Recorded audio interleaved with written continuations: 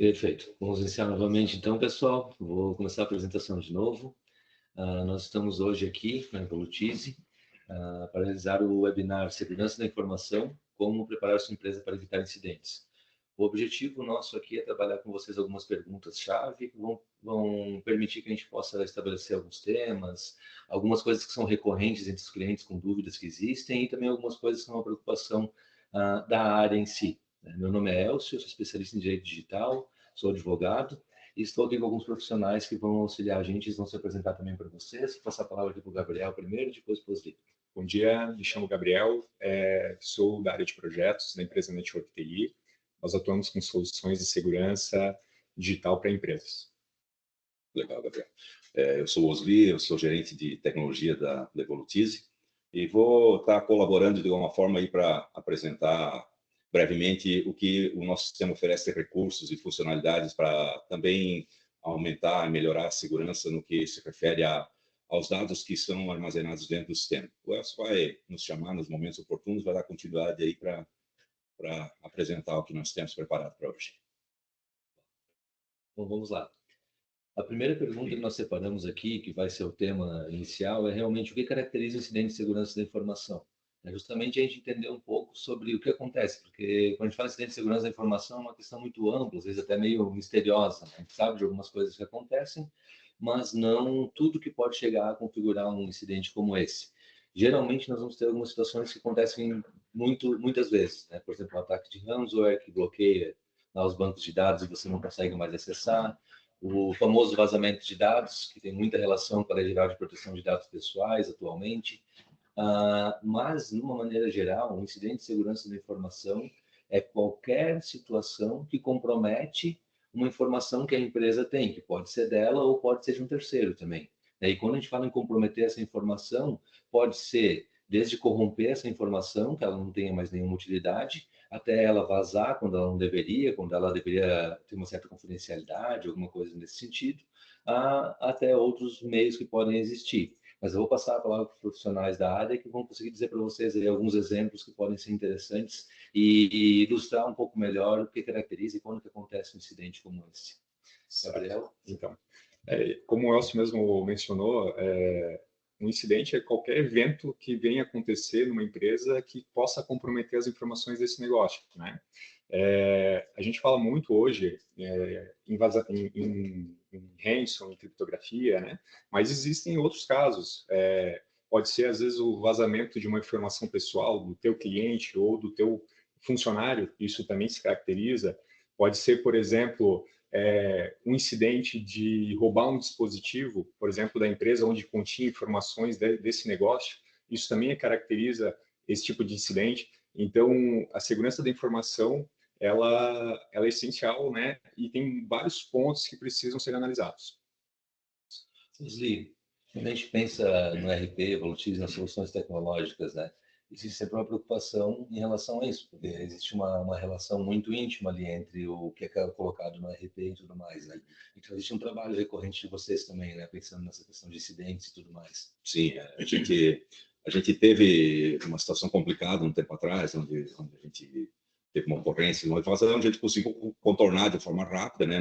Não afetou muita coisa, mas há um incômodo sempre de a gente ter que fazer alguma reinstalação, de a gente ter que recuperar algum backup, né? E fica uma insegurança, muitas vezes, né, de quem tem informações no sistema que possa ser, que elas possam ser acessadas ou possam ser roubadas, né? E pensando nisso, a gente criou dispositivos também dentro do sistema com a autenticação em 2 fatores, como a possibilidade de criar senhas fortes, né? Então, são tudo recursos que a gente recomenda que nossos clientes utilizem, né? Para que somente pessoas autorizadas realmente tenham acesso àquela informação. Hoje, com a LGPD, com essas leis de proteção a dados, é muito complicado pensar em que qualquer pessoa possa lá e descobrir uma senha, ela esteja cadastrada de uma forma muito fácil, 1, 2, 3, algo assim, ABC, o nome do filho, algo assim como as pessoas costumam fazer, né? Então, a gente recomenda sempre que se tenha cuidado na hora de se permitir acesso a alguém, sempre restringir ao máximo possível para que somente aquela pessoa tenha acesso, né? Se está se dando acesso a alguém, é porque se confia que aquela pessoa realmente possa acessar aquilo, né? Mas é só ela, né? Então, tem que sempre se preocupar com essa possibilidade de que alguém mais pode estar ali acessando um sistema, vendo salários, inclusive, que são coisas extremamente complicadas, né, dentro de uma empresa, se um funcionário chega a ver o salário de outro. Então, são realmente preocupações que precisa ter para evitar conflitos e até mesmo penalizações, né? O sabe muito bem como isso funciona, né?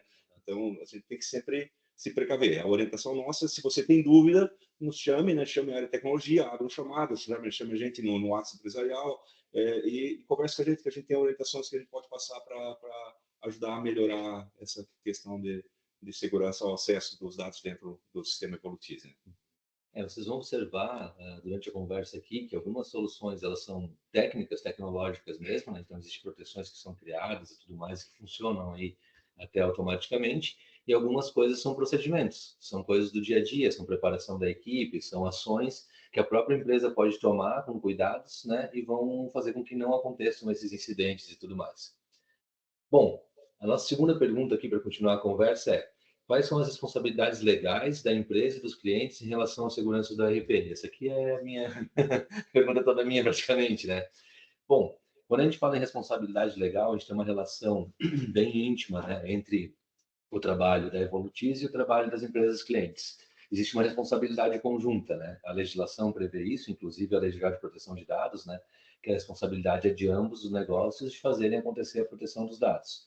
Então, toda a informação que ela é colocada pelo cliente no RP ou em qualquer solução tecnológica da Evolutize, vai existir uma responsabilidade conjunta. A Evolutize tem a responsabilidade legal de entregar uma solução tecnológica que permita que certas proteções aconteçam, e o cliente tem a responsabilidade ali de também ter os aparatos técnicos necessários para proteger a informação, mas também preparar a sua equipe, né? Então, a gente tem dois fatores muito importantes aqui. Essa responsabilidade legal, ela admite que existem atos a ser praticados por ambos os lados. Quando a gente fala no RP permitir que seja, se tenha segurança da informação, permitir que funcione bem, é realmente ele ter todas as possibilidades de configuração que o cliente precisa para proteger os dados, né? Isso é algo daí que é entregue no dia a dia e pode ser sempre validado junto à Evolutize. Já o cliente, ele vai ter que ter uma certa segurança lá tecnológica e também ele vai ter que preparar a equipe, por exemplo, para usar senhas seguras, né? Usar senha e não compartilhar as senhas com ninguém, ter uma política de segurança da informação interna também. Então, para garantir uma segurança da informação e que essas responsabilidades sejam exercidas de uma forma que seja efetiva de fato, nós vamos sempre precisar que as partes conversem muito. Por isso que é realizado um trabalho de orientação da Evolutize constante, né? Aqui com os webinars, com o material que é enviado por e-mail para vocês, nas conversas no dia a dia, nas reuniões, justamente para que haja um alinhamento. Então, quando vocês têm alguma dúvida sobre, eu estou protegido ou não, é interessante sempre fazer uma conversa, porque daí vai ser possível estabelecer os parâmetros, né, das responsabilidades de cada pessoa, de cada empresa envolvida no negócio, e a gente pode, então, criar os mecanismos, né, desenvolver os mecanismos para haver uma proteção na tecnologia, no RP, no software que é entregue, e também a contrapartida que existe lá no cliente, que vocês também consigam fazer todo o necessário para que todas as informações sejam muito bem protegidas.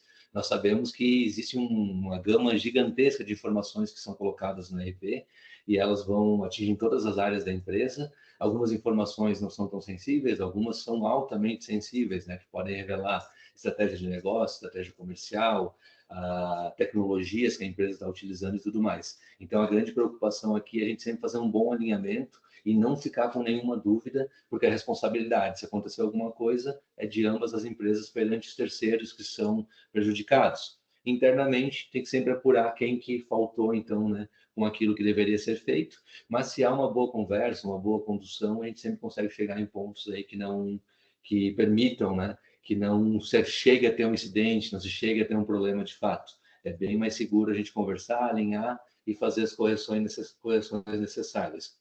Uma coisa que a gente pede para vocês, e vocês podem confirmar com o jurídico de vocês também, mas enquanto jurídico eu digo aqui, é que sempre as orientações sejam bem seguidas, né? Se é para realizar tal tipo de sistema, se é para utilizar tal tipo de sistema, tal tipo de equipamento, tal tipo de segurança por orientação aqui da Evolutize, que vocês confirmem com a equipe de TI de vocês e deem esse passo, né?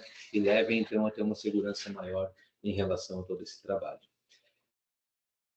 Bom, A nossa próxima pergunta é como a LGPD e outras regulamentações impactam, né, a gestão de acessos. E daí, quando a gente fala de gestão de acessos, eu vou primeiro passar a palavra para vocês, falar um pouquinho sobre, né, essa parte técnica, né, do que é essa gestão, né, como é que cuida desses acessos e tudo mais. E daí eu acho que eu entro na parte de LGPD, para ficar mais claro um pouquinho para você. Perfeito. Então, tá. Em relação a controle de acesso, a gente fala muito em senhas seguras, não é algo novo, se fala há muito tempo, mas a gente vê muitas falhas hoje ainda. O pessoal usando senhas simples, sem complexidade. Então, isso já é um ponto básico, mas que a gente vê com muita frequência ainda esses erros, né? Essas credenciais, elas são exclusivas de cada usuário. Então, ela não deve ser transferida para um outro colaborador, porque a ideia justamente é que as permissões que esse usuário tem vai ser diferente das credenciais de um outro usuário, né? Isso até a nível de sistema, né, o Osni pode falar também, e também a nível de rede. Então, por exemplo, controle de acessos baseado, por exemplo, em setores da empresa. A gente tem que limitar até onde um determinado usuário pode chegar. Porque, se, por exemplo, ele trabalha num setor financeiro da empresa, ele não precisa ter acesso às informações do RH, né? Então, essas falhas são simples, acontecem com muita frequência, mas geram um grande transtorno de vazamento de informação, às vezes, dentro do próprio negócio, né? A gente fala muito em vazamento de informação no sentido de invadir, né, vir um ataque de fora, mas isso acontece muitas vezes dentro de casa, né? E isso são detalhes pequenos que precisam ser trabalhados dentro do negócio, né? Isso. Rosli, até a parte de, até é interessante talvez mencionar, né, como funciona no RP, assim, essa gestão, né, e tudo mais. Certo. Assim, como eu comentei antes, a gente tem dentro do nosso RP um controle de acesso bem completo, né? Então, a gente pode configurar o sistema para usar autenticação em vários fatores, usando um aplicativo de autenticação mesmo, pode ser Microsoft, Google, qualquer desses aplicativos de autenticação que existem hoje, que são confiáveis, podem ser usados dentro do sistema. Então, você não digita mais sua senha, você tem uma senha, mas você vai instalar o aplicativo no celular do colaborador e ele é único, né? Não vai funcionar o autenticador do celular de outra pessoa dentro daquele acesso que o funcionário A vai fazer, o B não consegue fazer com o mesmo código de autenticação. Então, você instala, como qualquer outro aplicativo, como a Amazon, por exemplo, você faz a autenticação, Google, qualquer outro aplicativo, Microsoft, como a autenticação do próprio Windows, né? Isso começou antes, né? Hoje, toda a autenticação nossa interna aqui se dá dessa forma, né? Com o autenticador, e o sistema também permite isso, né? A gente implementou isso faz uns 2 anos já, que já tem alguns clientes que usam, onde você faz da mesma forma. Em vez de digitar a senha, usa o autenticador, que é muito mais seguro. Você não precisa decorar uma senha. Você tem seu celular na mão, abre o autenticador ali, digita o código de 6 dígitos ali que ele fornece e entra no sistema. E aí abre uma outra questão que o Gabriel comentou, que são os níveis de acesso que cada usuário tem. Isso também pode ser configurado dentro do sistema de forma individual, né? Você pode ter uma equipe do setor financeiro, por exemplo, que todos têm acesso às mesmas funcionalidades do sistema. Então, você cria um perfil e associa para todos aqueles usuários, para não ter o trabalho também do TI interno precisar cadastrar, repetir os acessos para cada funcionário. Se tem um setor onde tem 10 funcionários, todos acessam as mesmas funcionalidades, você vai lá, cria um perfil e associa a esses 10 funcionários, né? E todos vão ter acesso no mesmo nível, né? Ou então você pode ter um gerente que tem acesso ao financeiro e ao RH. Você vai lá e permite também para esse usuário unicamente um acesso a essas funcionalidades. E ainda dentro das funcionalidades, você ainda pode fazer com que dentro de uma tela, se ela tem 10 funcionalidades, 10 recursos lá, você permite que ele tenha acesso só 1 ou 2 ou 3. Você pode, dentro de cada opção do sistema, dentro de uma tela, de uma funcionalidade maior, você pode restringir acesso a somente uma ou outra, né? Por exemplo, o usuário só pode postar, então você vai lá e desabilita o acesso de inserir, de eliminar, de modificar informações. Isso garante que você tenha um certo controle, além do controle inicial, que é de acesso, né? Que é o principal, né? Você ainda consegue restringir esses acessos de uma forma individual dentro do sistema para garantir um pouco mais ainda essa segurança, né? Depois você consegue tem relatórios e consultas, né, também que mostram o que cada usuário acessou, né, quanto tempo ele ficou dentro de cada tela, qual tela que ele acessou, qual dia, né, e aí ver se realmente essa pessoa poderia ter acessado isso ou não, né. Todo esse controle pode ser a área de TI ou um gerente responsável pode ter acesso a essa informação para depois fazer uma avaliação e ver o que foi acessado dentro de um período. Isso pode ser feito por um usuário gestor, a RP permite, como também vocês podem chamar a equipe de vocês e realizar também essa configuração toda. Isso, ele é configurável, o nosso menu é totalmente configurável. Pode ter usuário com uma opção só e pode ter usuário que tem acesso a tudo, né? E assim de acordo com cada permissão, com cada privilégio que o usuário tem, dependendo da hierarquia dentro da empresa, a função dele, né? Você pode configurar os menus do sistema e as permissões de acesso através de perfis ou individualmente. Até por isso a importância de não de ser exclusivo esse acesso, porque a partir do momento que daqui a pouco um gestor as credenciais dele ficam abertas para outra pessoa, a partir do momento que essa pessoa logar, vai ter as mesmas permissões dessa pessoa lá dentro. Exatamente, as mesmas permissões, e você perde a rastreabilidade, né? Você não sabe mais depois, se você precisar, tal dia foi pago um título no contas a receber, contas a pagar, foi pago ou recebido, e eu quero saber quem fez isso, sei lá, por alguma investigação, alguma coisa, quero saber por quem fez isso, em que momento que fez, se houver compartilhamento de dados de acesso, eu já não sei mais quem fez. Então, é extremamente importante que cada um tenha o seu acesso individual. E ainda, a gente tem uma outra funcionalidade dentro do sistema, onde você pode dizer que o usuário pode ter apenas uma conexão simultânea. Isso garante ainda mais que não venha três, quatro pessoas. Isso é uma configuração que pode ser feita, então? Isso, é uma configuração que tem no nosso cadastro de usuários mesmo, de acessos, né? Onde você diz, o usuário só pode ter uma conexão simultânea, então isso impede que outras pessoas utilizem ao mesmo tempo aquele... Não vai ter duas máquinas fazendo a mesma coisa. Isso, é uma pessoa naquele equipamento isso mesmo. Quando a gente fala de LGPD e todas essas leis que existem, né, tem o Marco Civil da Internet lá atrás e LGPD e outras coisas que vão acontecendo no dia a dia, nós temos atualmente a Autoridade Nacional de Proteção de Dados, né, que é uma agência governamental que cria regulamentações, né, desde 2020 que ela existe aí, já criou algumas regulamentações para a área. A gente sempre vai ter o quê? Nós vamos ter muito mais a lei dizendo, né, o que deve ser feito, né, de uma forma geral, do que o como deve ser feito, né? Então, a lei vai dizer o seguinte, a empresa tem que proteger as informações, né? A Evolutize é um operador de dados, tem que realizar determinados atos. O cliente é um controlador dos dados que ele coleta, ele tem que praticar determinados atos com os dados que ele tem. Mas o como, ele vai estar muito relacionado a boas práticas de segurança da informação, né? E isso que é importante, a gente vai ter uma relação muito íntima entre o como, que é a prática de solução, e refletir isso na legislação, que a legislação pede para nós. A gente vai ter a ISO 27001 e algumas outras ali, né, similares, que vão trazer várias normas, né, a ISO ABNT, várias normas sobre como praticar, né, e geralmente, em praticamente todos os casos, essas coisas que vocês comentam aqui sobre o que é legal fazer, o que é interessante, o que traz segurança, vem desses locais, né, vem dessas orientações que são as boas práticas.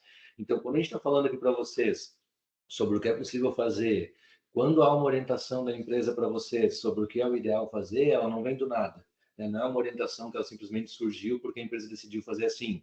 Vai ter uma base em alguma boa prática de segurança da informação, vai ter um efeito que ele é necessariamente e é desejável que ele seja atingido. E isso vai refletir na lei. Por quê? Porque senão nós vamos ter penalidades, né? A LGPD, por exemplo, ela prevê diversas penalidades para se houver algum incidente de segurança da informação. Se eu tiver, né, algum tipo de ataque, comprometer os dados, se eu tiver algum tipo de vazamento, se eu tiver algum tipo de corrupção do dado, né, que ele se corrompe, eu não consigo mais aproveitar ele, eu não consigo mais ter acesso a ele, nós vamos ter vários problemas. E isso pode acontecer desde uma advertência, né, que pode ser simplesmente, você está advertindo a empresa, resolva em tal prazo, como também a gente pode ter multas de até 50 milhões de reais baseadas no lucro da empresa do ano anterior, pode ter multa diária, pode ter que a empresa publicar que ela está em irregularidade com o LGPD, pode suspender os trabalhos da empresa, enfim, tem uma série de penalidades que elas em grau crescente vão sendo aplicadas para a empresa. E aqui é muito importante, eu volto a falar sobre a responsabilidade conjunta, né? Se foi um ato da Evolutize, afeta a Evolutize, vai responder perante a LGPD. Se é um ato do cliente, afeta também. Se ambos não conversaram, não alinharam e não fizeram o necessário para ter uma segurança da informação apropriada, ambas as empresas respondem solidariamente. Então, essa relação de vocês, Evolutize e cliente, ela tem que ser muito íntima, tanto entre os gestores, entre o pessoal da área de TI, técnica, segurança da informação, e também entre os jurídicos, né? Sempre fazer um alinhamento bem legal. Então, eu até digo aqui que é interessante, se ficarem dúvidas aqui sobre que impacto tem ou não, dúvidas que acontecerem ao longo do caminho aqui desse do webinar e também depois, a gente pode fazer reuniões com vocês, trazer toda a equipe, conversar jurídico, TI, SI, né, e chegar a consensos aí sobre as melhores coisas e deixar vocês bem tranquilos e seguros em relação ao que pode ser feito no dia a dia. Bom, como funciona, uma ideia que é bem direcionada, então, para os né? Como funcionam os diferentes níveis de permissão dentro do RP, assim, como é que vocês conseguem, falasse um pouco já antes, assim, né? Mas consegues, até onde deu para entender, é possível configurar bem esses níveis, né? Bem configurado. Isso, eu já respondi de forma antecipada, eu acho, essa questão, né? Mas é exatamente isso que a gente estava falando antes, né? A gente tem os controles, né? Onde você consegue definir para cada usuário ou para um grupo de usuários, né? O que realmente ele pode ter acesso no sistema ou não, né? Entre criar menus com apenas aquela funcionalidade que o usuário vai ter acesso. Por exemplo, alguém que vai fazer apontamento de produção dentro da fábrica, ele não precisa ter acesso a nenhuma outra tela que não seja de apontamento de produção. Então, você configura um menu para aquele usuário, para aquele grupo de usuários, normalmente é mais de um, né? É um setor, né? Um grupo de usuários que só tem acesso àquilo ali e ele não vai conseguir acessar nenhuma outra coisa. Exatamente. Ele poderia ter acesso a todo o módulo ali. Isso. Mas, ao mesmo tempo, tu consegue, dentro do módulo, limitar até os mínimos... Isso. O cliente, no geral, ele tem acesso ao módulo inteiro, né? Ao ERP, num todo, né? Depende dos módulos que são contratados, né? Mas dentro desses módulos, a gente consegue restringir apenas uma funcionalidade, apenas uma tela, e dentro dessa tela, apenas uma funcionalidade. Então, cada botãozinho do sistema que você clica lá, você pode restringir o acesso de acordo com o que o usuário pode ou não pode fazer, né? Então, é bem simples, né? Se precisarem de ajuda para fazer isso, a gente tem manual sobre isso, tem treinamentos gravados, mas pode tranquilamente abrir chamadas que a gente está à disposição para ajudar nessas configurações, caso alguém tenha necessidade de fazer isso, ou achou interessante a ideia, quero restringir um pouco mais o acesso, estou preocupado, tem gente vendo, acessando coisas que não precisaria, então pode nos contatar, a gente auxilia nessas configurações, né? Pode passar treinamentos, pode ajudar na prática mesmo a fazer um e depois a pessoa continua, faz para os outros, né? De acordo com aquilo que aprendeu ali, né? E é interessante que se faça isso mesmo, que se pratique isso, porque, como eu estava falando, isso pode resultar realmente em incomodações depois, né? Pode ter funcionário acessando coisas que não deveria e essa informação... Comprometer a informação. Isso, e normalmente essas informações não ficam só na cabeça de uma pessoa. Quando alguém sabe alguma coisa, desculpa, mas o ser humano é assim, né? Ele tem necessidade de contar novidades para os outros e a possibilidade dessas informações saírem é muito grande, né? Então, precaução sempre é importante. Melhor precaver do que remediar depois, né? Sair corrigindo situações que às vezes causam transtornos grandes, inclusive financeiros, né? Muitas vezes, né? Então tem que ter muito cuidado. Outra coisa que eu esqueci de comentar antes contra isso é que nós temos também controle de acesso por tempo. Você pode determinar que o usuário ele tem acesso só das 8 da manhã às 12, das 13h30 às 18. E fora desses horários ele não consegue fazer login no sistema. Ou se ele já está dentro do sistema, quando ele tenta acessar alguma funcionalidade, ele vai exigir que faça login de novo e bloqueia. Isso é muito usado para trabalhos pontuais ou até mesmo para empresas que não querem que o funcionário faça hora extra ou que querem, por exemplo, tem algum evento que acontece, um backup, por exemplo, acontece num intervalo de tempo das 12 às 13 e não pode acessar o sistema nesse período, então pode ser bloqueado, né? E também, outra situação que é interessante é que, como o nosso sistema web, ele pode ser acessado de qualquer lugar, desde que a empresa tenha um link externo, né? Tem lá um erp.evolutis.com.br, pode ser acessado de qualquer lugar do mundo, né? Então, se você não quer que isso fique aberto dessa forma, você tem um link externo para um vendedor, para alguém assim, para uma contabilidade que acessa de fora, ou até para um funcionário que faz home office, algo nesse sentido, mas você não quer que todos tenham acesso, então você consegue restringir o IP de onde está vindo esse acesso. Você pode dizer, ó, somente os IPs 172, 168, não sei o quê, podem acessar o sistema. E aí qualquer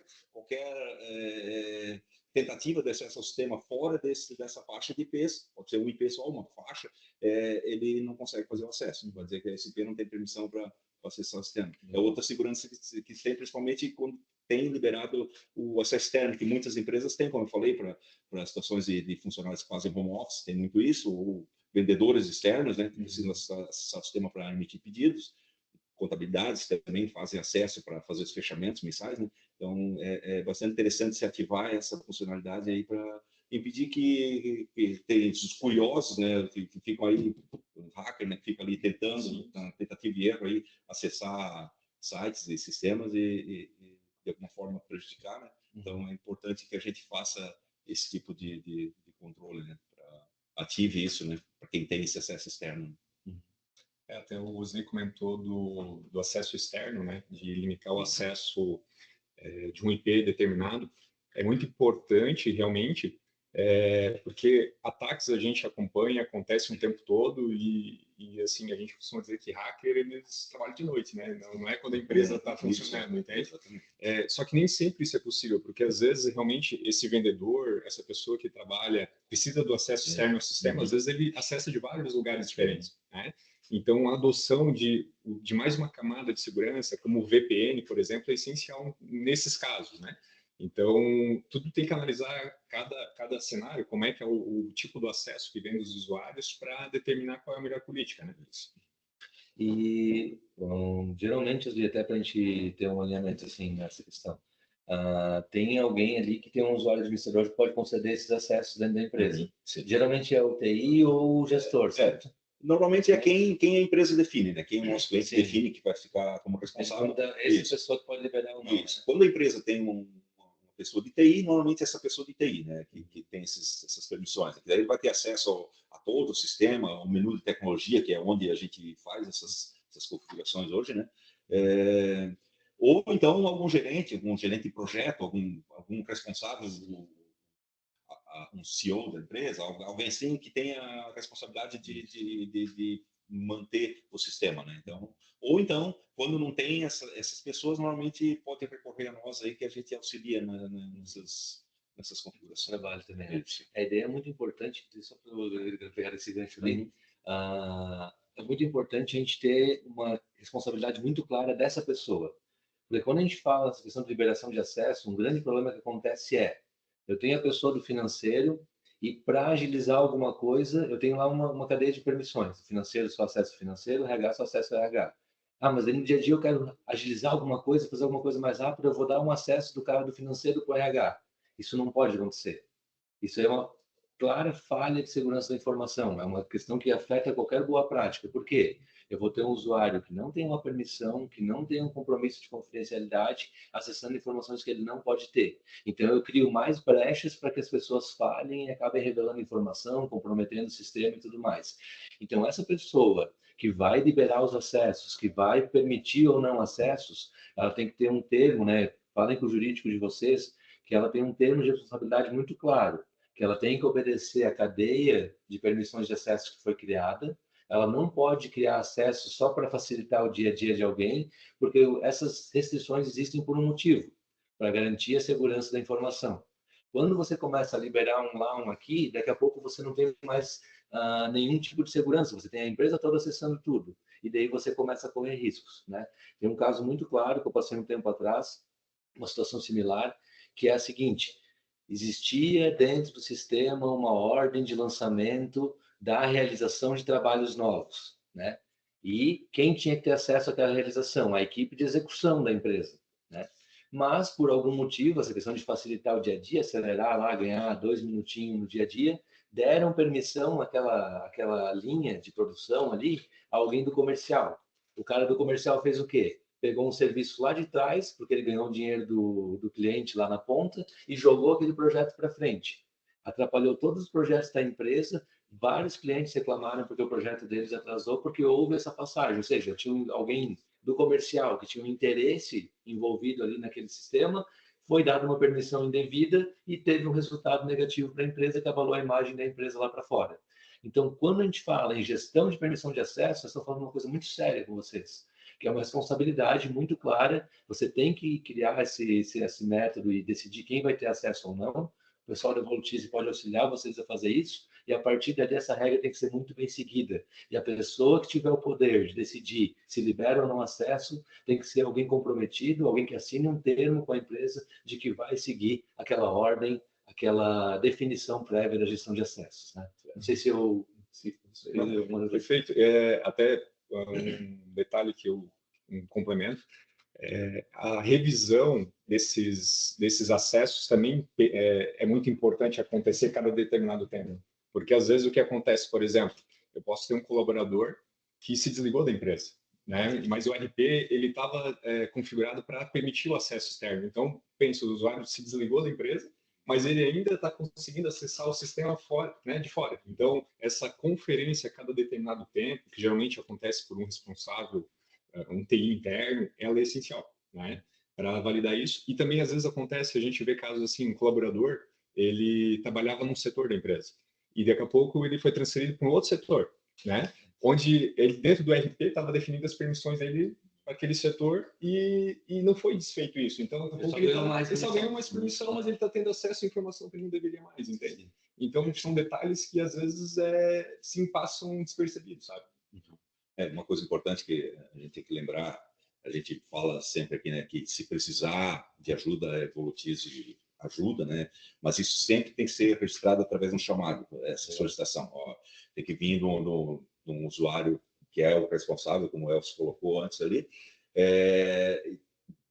pedindo, solicitando para que a gente faça essa liberação. A gente faz sem nenhum problema, mas a gente precisa que isso fique registrado para que depois, se vier algum questionamento ou algo nesse sentido, a gente tenha esse registro aí e possa apresentar. Ó, foi liberado o acesso a tal pessoa, a tal funcionalidade, porque em chamado número tal foi solicitado para nós que fosse feito. Então, a orientação que a gente tem dentro das equipes realmente é essa, que se faça esse tipo de liberação mediante chamado ou e-mail, quando é um gerente que não abre o chamado, por exemplo, alguém responsável lá dentro da empresa que não abre o chamado, ele pode também nos solicitar por e-mail, mas que fique registrado isso de alguma forma para que a gente possa também se resguardar e todos ficarem seguros de que aquela solicitação realmente foi atendida dentro daquilo que uma pessoa responsável solicitou, né?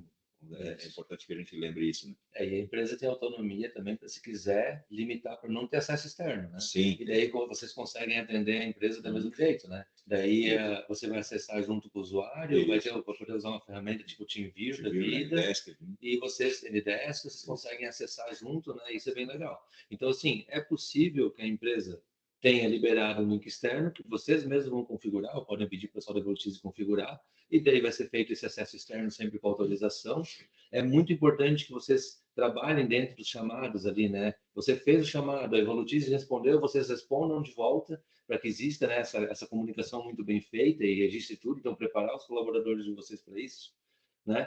E que a gente tenha, então, essa noção também de que é possível limitar esse acesso externo, né? Se você não tem muito motivo, se você não tem pessoal, equipe trabalhando fora, se você não tem muita necessidade disso, você pode simplesmente limitar o acesso externo e a Evolutize vai conseguir atender vocês da mesma forma, né? Vai prestar toda a assessoria, consultoria que precisa naquele momento para que vocês consigam, então, resolver problemas pontuais, fazer aquele atendimento, né? Sem que você tenha esse risco de ter um acesso externo.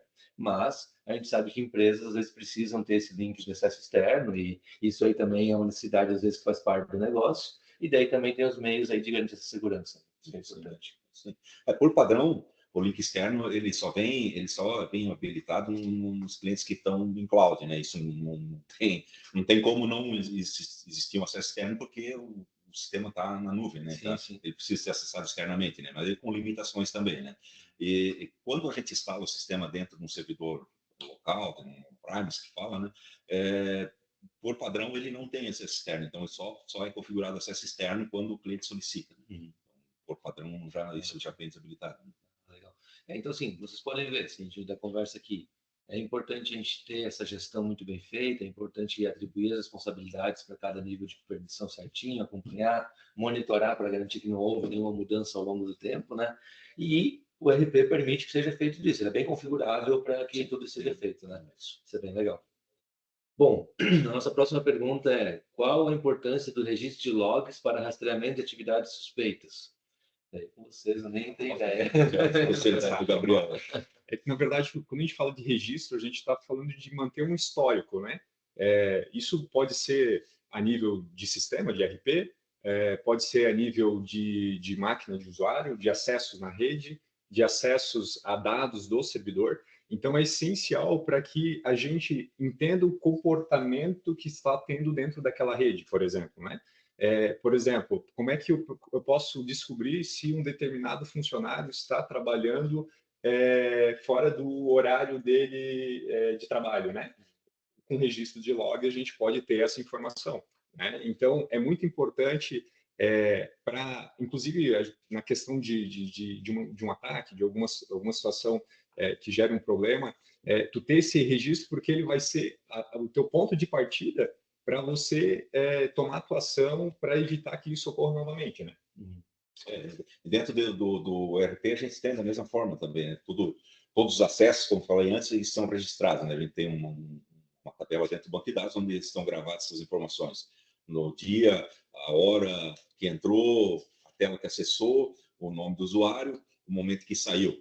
E isso é o log de acesso, né? Que a gente chama, né? E além disso, a gente tem o log de transação, que aí tudo que o usuário faz dentro dos sistemas, quando ele insere um registro, quando ele elimina um registro, quando ele altera um registro, sempre tem uma gravação. Qualquer alteração que é feita dentro de uma tabela, ele grava essa informação dentro de um registro de log também, que pode ser analisado depois para alguma investigação, ou algo nesse sentido, né?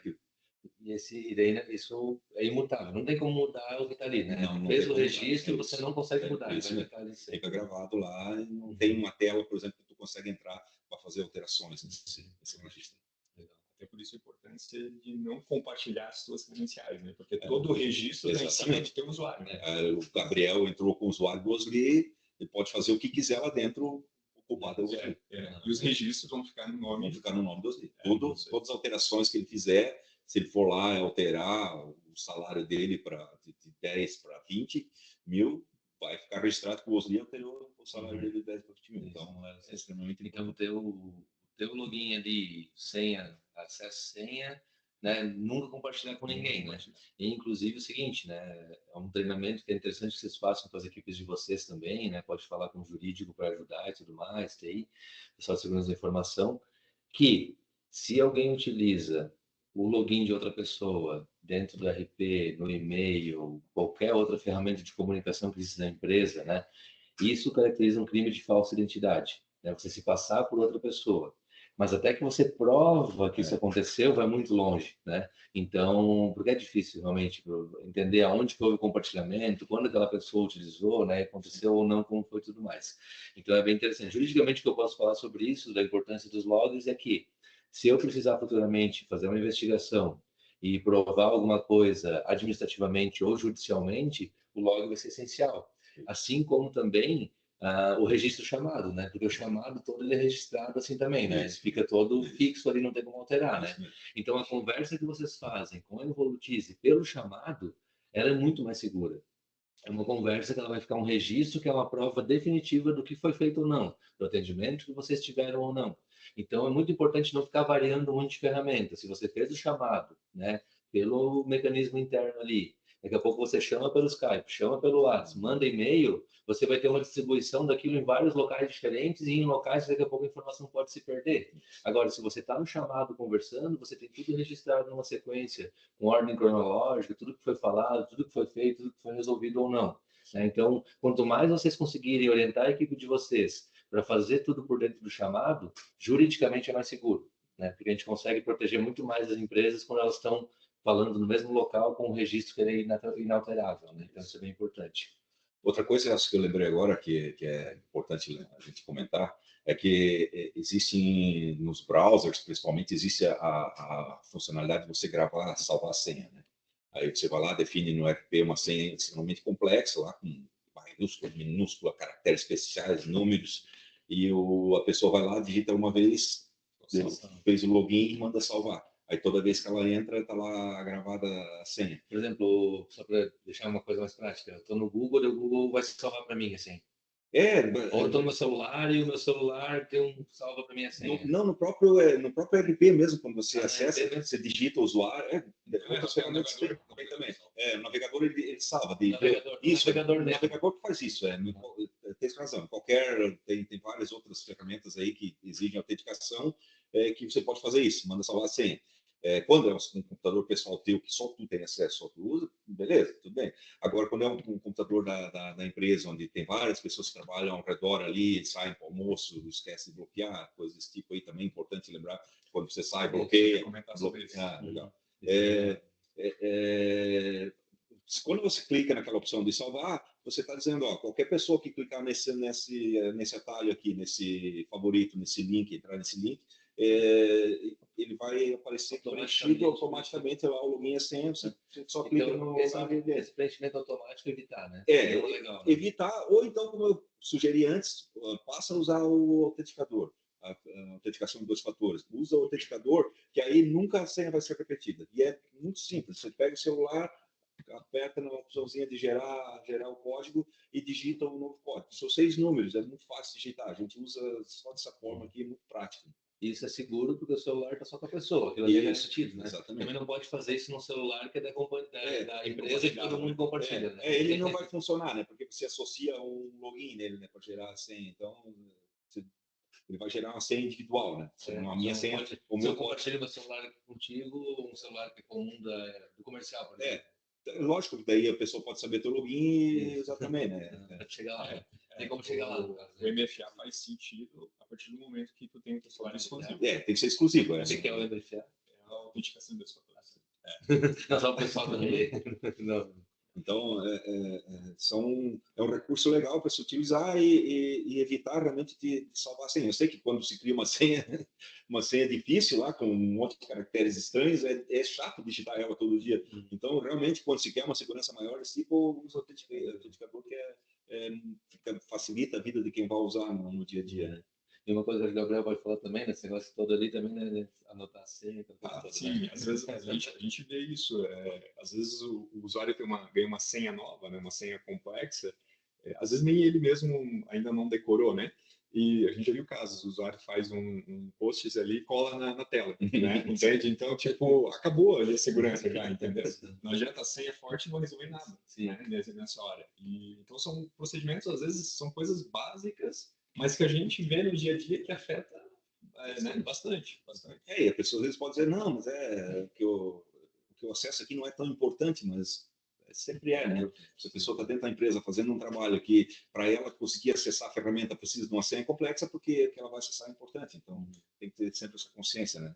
Uma coisa legal também de fazer é essa coisa de forma de sair do computador, né? Já programar ele para fechar, né? Para bloquear, né? Um minuto ali, 1 minuto, 2, fecha, bloquear. Se a pessoa, por acaso, que falha humana pode acontecer, né? Sim. É normal, né? Daqui a pouco, alguém chamou rapidinho, tu vai sair correndo, pelo menos ele bloqueia automático. E às vezes, por exemplo, a gente pega, às vezes, o usuário que abre a tela, às vezes, do RP e fica o dia inteiro com a tela do sistema. Mas, pô, eu sei que o meu horário do almoço, por exemplo, não necessariamente tu precisa fechar o RP, mas se o teu computador ele já tem autenticação no início ali de login do teu usuário, né, de Windows, né, bloqueia para cair na tela de bloqueio do Windows. Depois tu só loga e tu continua onde parou, entendeu? Legal. Bom, próxima pergunta que a gente tem é: se um acesso indevido acontece, né, quais são os primeiros passos para a mitigação do risco, né? Então, assim, eu tive um acesso que não deveria ter acontecido, né? Por onde eu começo? Certo. O que eu faço? É um incidente já, né? Eu tenho um acesso indevido. O primeiro passo é você conseguir identificar de onde partiu isso, certo? Então, aí que entra a importância de ter os logs, o registro, né, do que está acontecendo dentro da tua rede, dentro do teu sistema, né? Através de tecnologias, de softwares, tu vai te permitir ter esse tipo de registro. O próximo passo, a partir do momento que você identificou, é isolar esse dispositivo, né? Digamos que foi uma máquina de um usuário que, né, pegou um vírus, um ransom, alguma coisa nesse sentido, foi identificado, isola a máquina, tira essa máquina da rede para que esse problema não se propague dentro da tua rede, né? Porque pensa assim, uma coisa é afetar um colaborador, outra coisa é afetar a empresa como um todo, né? E, a partir disso, se for uma máquina que, né, é só uma estação de trabalho de um usuário, por exemplo, formata a máquina, refaz, né? É mais difícil quando isso chega a nível de servidor, por exemplo, né? Porque daí tu tem ali uma base de dados, ou um histórico de informação muito grande que tu vai ter que tomar algumas medidas com mais cautela, porque às vezes tu vai ter que voltar um backup, né? Dependendo do tamanho do incidente, né? Sim. E como é que vocês veem, assim, que pode acontecer esses acessos indevidos, assim, tipo, o que geralmente causa mais, assim, tem alguma coisa mais... Normalmente senha salva, né? Que nós comentamos antes, né? Clicar, a gente recebe muito e-mail de bancos, por exemplo, de ofertas, de tudo que é coisa que você possa imaginar. Não clica nesses links, né? Evita, não clica. Ninguém dá nada de graça para ninguém, então não clica em nada que é uma oferta mirabolante. O produto o celular que eu pagaria é 3.500, está em oferta por 1.200. Esquece, isso não existe, cara. Não clica nesses links aí. A primeira coisa que precisa ter consciência é um e-mail estranho, direcionou para um site que não é da loja que eu está um pouco diferente da loja que eu costumo acessar. Toma cuidado, golpe que normalmente rouba dados do cartão, ou normalmente tu paga e não faz entrega, ou que instala um programinha que daí é um vírus, né? Ou ele abre portas para que o hacker possa entrar, né? Normalmente esse tipo de coisas, né? Que permitem que haja acesso indevido, né?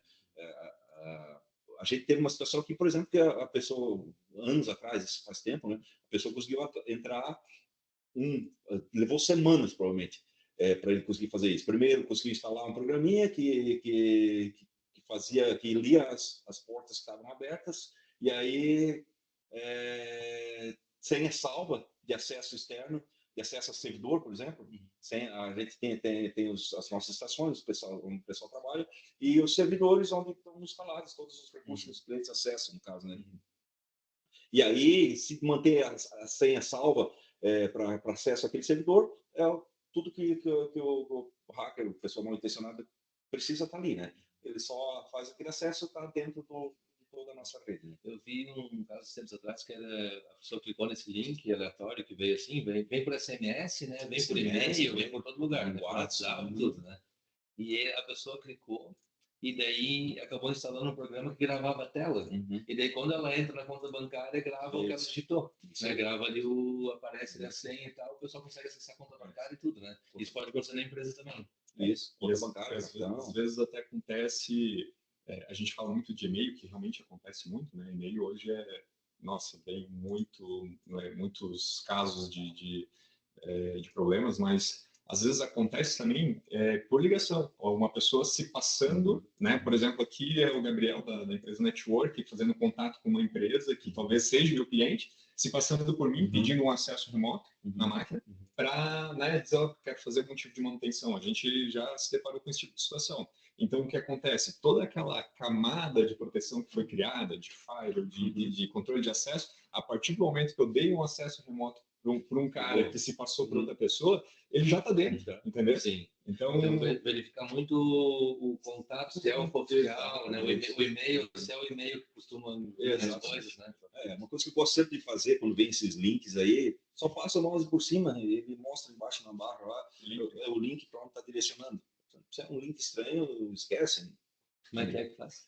Só deixa o mouse parado em cima sim. E aí ele mostra lá na barra do e-mail lá, bem no cantinho esquerdo embaixo qual é o link que está direcionando, né? Legal. Então, quando tu vê isso, tu percebe já que é um link estranho lá, tá no comentário, até tem alguma coisa lá dentro que direciona, que refere àquela loja, àquela empresa, mas vai ter uma carrada de outras informações depois que vai direcionar para outro lugar, né? Então, tem que ter sempre cuidado em clicar nessas coisas no celular, no SMS, como vocês falaram, ou no e-mail. Tem que ter muito cuidado quando clica nesses links aí, porque ele pode instalar algo na tua máquina ou direcionar para um site que te... E às vezes, a partir do momento que aconteceu esse clique, vamos dizer, talvez o usuário nem perceba nem nada estranho acontecendo, isso, né? Porque às vezes eles ficam monitorando o usuário para, num momento certo, disparar uma mensagem de e-mail, e aí, por exemplo, uma cobrança de um fornecedor que ele realmente tem, só com um boleto fraudulento, por exemplo. Né? Mas a pessoa vai clicar, vai dar uma carregadinha ali, acabou, não acontece nada. Assim, e na verdade, por trás está acontecendo tudo. Já aconteceu. O boleto fraudulento, bem lembrado aí, a gente teve situações também, porque o nosso sistema ele emite boletos, né? Envia para os clientes, né? O que aconteceu, isso foi não faz muito tempo, que existia no servidor de e-mail do cliente um malware desses aí que interceptava o envio de e-mail e aí editava, ele consegue editar via programa, né? Editar o beneficiário do e-mail, altera ele, e aí o cliente recebe o boleto, beleza, vou pagar, eu comprei, vou pagar, e aí ele não observa para quem que tá pagando e paga para isso, pro golpista, no caso, né? Isso. E provavelmente é uma conta falsa também. Isso. Então tem que ter bastante cuidado também quando você vai pagar um boleto, somente para o outro lado aqui, mas é importante porque surge daqui, surge do sistema, surge da rede interna, né? Quando você paga o boleto, olhar sempre quem está recebendo. Olha o beneficiário. Se ficar na dúvida, também liga para a empresa, né? Foi vocês que mandaram. Que tem boletos que a gente recebe de forma recorrente, ou realmente faz a compra, tu sabe que tu tem que pagar aquilo, né? Tu recebe o boleto, vai lá e paga. Mas olha o beneficiário. Dá uma atençãozinha. Estou pagando o financiamento do carro lá para a BV. Tá realmente caindo na conta da BV, o boleto que eu estou pagando? Observa isso. E até o e-mail que vence é o oficial, né? Porque às vezes os caras fazem um remetente ali, não sei o que, bebê de Banco do Brasil, como se fosse alguma coisa, mas se tu for ver mesmo, não é o e-mail oficial, né? Exatamente. Então, e isso dá um transtorno enorme, porque quem pagou o boleto não vai pagar de novo, né? E quem não recebeu vai cobrar, quer receber. E aí, dá um transtorno enorme. E às vezes são valores grandes. Nós temos clientes aí que movimentam milhões em cada venda que eles fazem, né? Então, pensa, um boleto desse pode ser de centenas de milhares de reais, né? Então, é muito... o impacto para a empresa também depende disso, né? Às vezes é muito ou é pouco, mas para a empresa, no momento que ela está, às vezes pode ser crucial, né? Isso. Aquele boleto e tudo mais, né? Bom, a empresa, né, ela pode ser responsabilizada por falhas de segurança cometidas pelo próprio cliente, e quando a gente fala em empresa, a gente está falando que é Evolutize, no caso, né? Então, isso é um ponto bem importante. Já mencionei lá no começo e é importante que a gente saiba. Tem que ter um alinhamento muito bom. Tem atos que são da empresa de software, né? Ou seja, ela tem que criar as formas de vocês utilizarem bem o Evolutize, o RP, para que ele funcione bem e realmente tenha os métodos de segurança apropriados. Autenticação de 2 fatores, permitir que sejam configurados os acessos, fazer a gestão, eventualmente sentar junto e prestar uma orientação. Mas quando vocês, ali internamente, o funcionário de vocês comete um erro, quando o gestor ali ele dá acesso a quem não deveria ter, vocês assumem uma responsabilidade sobre o que está sendo feito, né? Então, qual que é a orientação aqui? Se vocês têm dúvida sobre o que está sendo feito, converse com o pessoal da Evolutize, eles podem conversar com a gente também, pode falar com o Gabriel, pode falar comigo, e a gente consegue orientar vocês bem certinho sobre o caminho que seguir, né? Porque é muito importante que vocês não façam algo que vocês têm dúvida. Porque se vocês fizerem errado, né, se o colaborador de vocês errar, a responsabilidade vai ser atraída para vocês. Então, né, é muito importante ter um bom andamento. Ficou na dúvida se cria ou não um usuário, se libera ou não o acesso, como é que usa a autenticação de 2 fatores, como é que funcionam os logs, como é que funcionam os chamados. Chama a equipe, conversa, alinha, tira as dúvidas e prepara a tua equipe também para realizar todo o processo correto, assim como internamente aqui também a equipe tem que ser preparada para isso, e a gente vai conseguir garantir bastante segurança. Então, sim, né, existe questões que vão ter responsabilidade conjunta, mas geralmente a gente vai ter atos próprios de cada empresa que vão permitir ou não ter uma responsabilização, né? Não sei se aqui é meio mais jurídico mesmo, né? Sem comentários. Bom, o que os clientes podem fazer para reforçar a segurança no dia a dia? Perfeito. Bom, a gente já falou de alguns pontos, a parte de senha, né, de complexidade de senha, de autenticação de 2 fatores, são etapas iniciais, geralmente, de segurança de informação, mas são muito importantes. A gente pode avançar isso, né, para um nível ainda mais avançado. Então, a utilização de firewall numa rede, né, para você conseguir limitar o que está entrando, o que está saindo, o que pode ser acessado, né? Então, isso ajuda bastante. Limitar os acessos dos usuários, não só a nível de sistema, mas a nível de documentos, de arquivos que estão dentro do servidor. né? São procedimentos também muito importantes. E também uma questão que a gente vê assim que é crucial é treinamento, né? Treinamento de colaborador. Porque nada adianta, por exemplo, do pessoal da Evolutize implantar várias camadas de proteção, o pessoal da TI, né, criar toda uma política de segurança complexa, mas o colaborador ele não está engajado nisso, né, comprar a ideia, entende? Então, o treinamento é um ponto assim, é um ponto mais fraco, eu diria, do elo da segurança da informação, é essa parte ainda de orientação de usuários que é essencial. Para ter uma ideia, hoje no Brasil, 74% dos casos de incidentes que acontecem é por erro humano. Então, é algo que tem que ser trabalhado constantemente dentro das empresas. Só para ter ideia, a gente tem um firewall aqui, né? Tem dias que existem milhões de tentativas de invasão. Não é uma ou outra, são milhões, milhões. Chega sobrecarregado de um jeito que quase trava o equipamento. Tanta tentativa que tem. Então, é extremamente importante que se tenha um equipamento desse, né, bem configurado, né, com as regras necessárias para que a empresa trabalhe. E esse cuidado, né, dos usuários, né, como o Gabriel falou, né, não adianta todos ter equipamento, ter software, ter toda essa proteção, se guardar desse jeito, se a pessoa receber um e-mail com um link estranho, vai lá e clica nele. Ou receber uma ligação solicitando um acesso e não confirmar com a empresa que realmente está solicitando esse acesso. Então, treinamentos é essencial, é isso mesmo. E quando tem uma coisa muito importante aqui, né? Existe tudo que vocês podem fazer aqui internamente, mas existe tudo que o cliente pode fazer lá também, né? Então, se o cliente tem um servidor lá que é dele, ele tem que criar essas formatos, essa formatação e tal, né? Inclusive, vocês conseguem dizer o que seria interessante fazer, né? Exatamente. Tanto enquanto Evolutize, mas a nível vocês também fazem orientação, consultoria nesse sentido também, né? Para dizer, isso aqui é o mínimo que tem que ter para ter essa certa proteção, né? Exatamente. Eu até comentei esses dias que nós estávamos conversando ali lá no escritório com o Elcio, que assim, começa pelo básico. Né? Não adianta a gente falar de soluções muito avançadas de segurança se o básico não está sendo feito. Né? Tem o básico para depois ir para o próximo nível de segurança. Entende? E o básico é isso que a gente já vem insistindo aqui desde o início da nossa conversa. É senha, MFA, controle de acesso, né? Isso é crucial. Tá?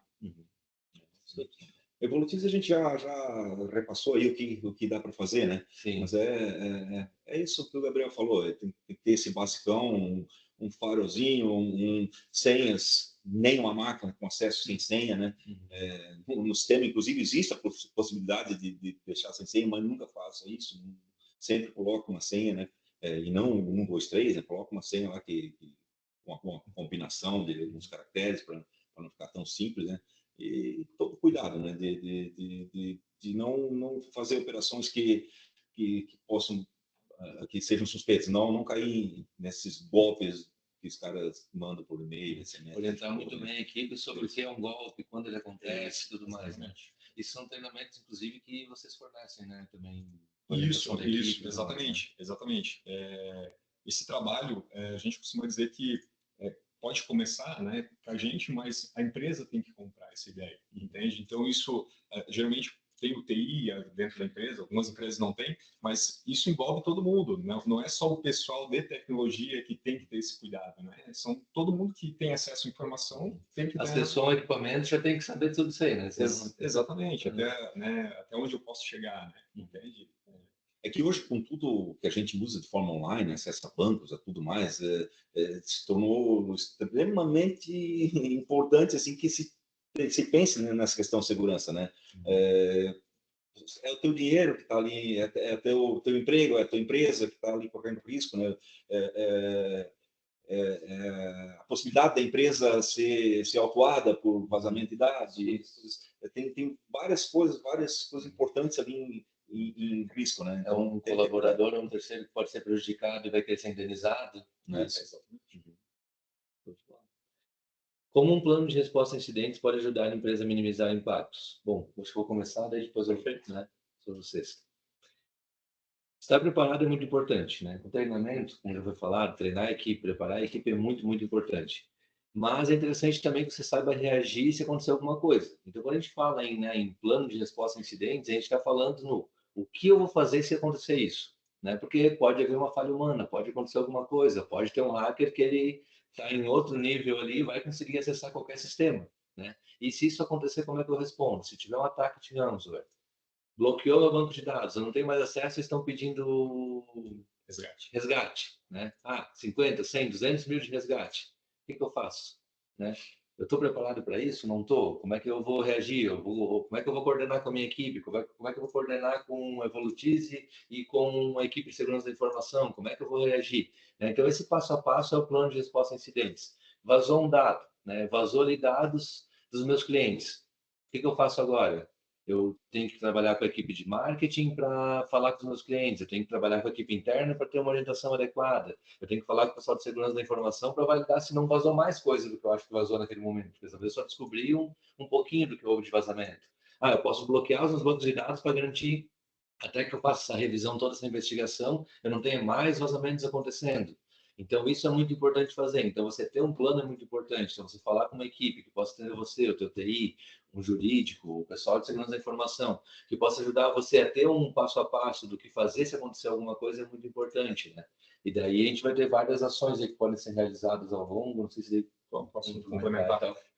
Nessa questão entra um ponto que a gente fala bastante, que é o nível de maturidade em segurança de informação que a empresa tem, né? Por exemplo, uma empresa que tem essa preocupação, esse entendimento, vai ter um plano de negócio. Mas empresas que não estão ainda preparadas, não existe plano, né? E é aí que é o problema, porque, por exemplo, se não tem um plano, tu não sabe, tipo, o usuário ele não sabe nem para quem ele vai questionar, né? Aconteceu um incidente, com quem que eu tenho que tratar? Né? E o tempo é essencial ali, né? O tempo é essencial, dependendo do que acontece, né? A gente fala muito em invasão, então, num caso desse, o tempo de resposta é essencial para não deixar isso se propagar, né? Então, os envolvidos, o pessoal de RP, o pessoal do TI, se tiver um terceiro envolvido, o alinhamento desse pessoal é crucial para evitar um dano maior para a empresa. Separar a equipe ali, planejar o que vai ser feito, você ganha tempo no futuro, né? Exatamente. Quanto antes identifica e cerca ali e bloqueia, menos impacto vai ter, né? Exatamente.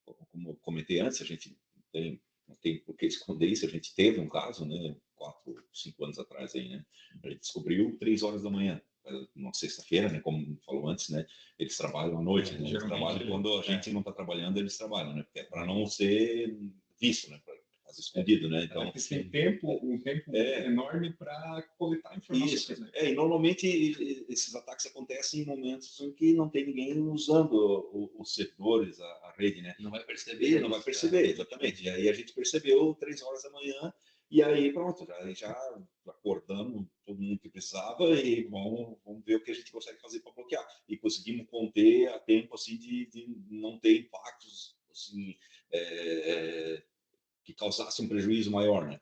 Então, quanto antes identifica, seria interessante ter ferramenta para isso, né? Que te ajude, né? Que mostre, né? Teve uma tentativa de invasão, está acontecendo um negócio suspeito aqui. O Gabriel com certeza conhece melhor isso, né? Mas tem ferramentas que identificam isso e avisam, né? E são alertas, né? Que mostram que tem uma atividade suspeita na tua rede, tem firewall alguma coisa que não deveria. Por exemplo, às vezes acontece que você mencionou que ali nos registros de firewall vocês identificam constantemente várias tentativas de ataque. Né? Então, assim, hoje um ataque, uma invasão, não tem limite geográfico.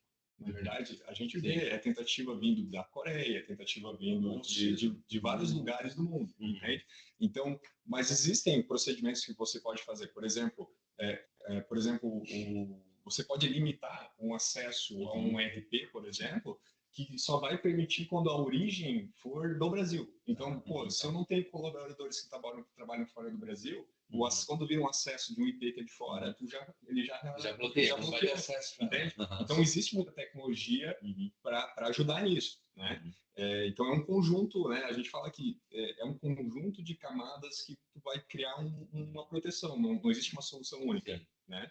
E é até interessante que, às vezes, no montar um plano de resposta a incidentes, você consegue identificar situações que você precisa melhorar, né? Isso, Você vai pensar, eu preciso responder isso, mas por que eu preciso responder sem A? Porque eu não tenho um backup apropriado, porque eu não tenho um gerenciamento de acessos adequado. Então, você vai acabar melhorando todo o processo também, né? Bom, pessoal, essas são as perguntas e os temas que a gente tinha para conversar hoje com vocês aqui. E a ideia é que fiquem aberto, né, para caso vocês quiserem conversar novamente, né, trocar ideia com a equipe da Evolutize, o pessoal da Network também está à disposição, eu, quanto Júlio, estou à disposição também, para eventualmente tirar dúvidas, ajudar e levar vocês aí a ter uma melhoria na segurança da informação de vocês. A gente espera que tenha sido bem interessante, tenha tirado dúvidas de vocês, né. Eu vejo aqui que o William ele fez uma pergunta. Como o RP do Soft Evolutize garante a segurança das integrações com outros sistemas via API? A gente tem a autenticação, né? Pode ser usada para essas APIs, né? Então, sempre que uma API, um terceiro fizer acesso a uma API do Evolutize, tem que exigir autenticação, né? Nós temos um planejamento para mudar isso para token, né? Em vez de fazer autenticação, a gente gerar um token, que é o mais comum que está sendo usado, né, pelas empresas que fornecem esse serviço, né?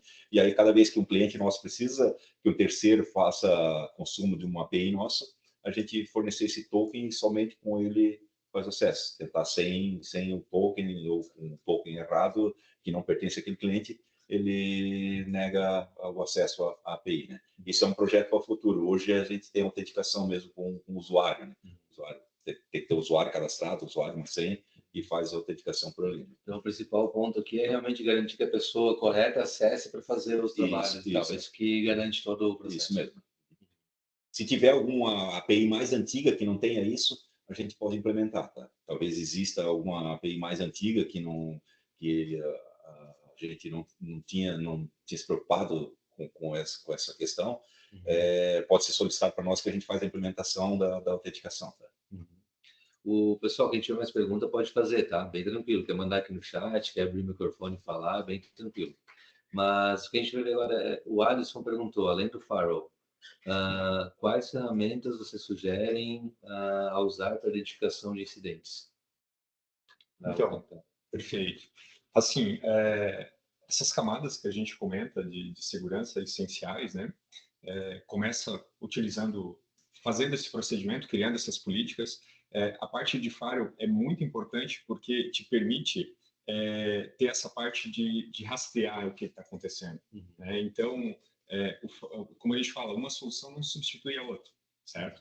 E assim, por exemplo, hoje se você trabalhar empresas que tenham um plano de continuidade de negócios hoje, né, eles têm um setor de segurança dentro da empresa.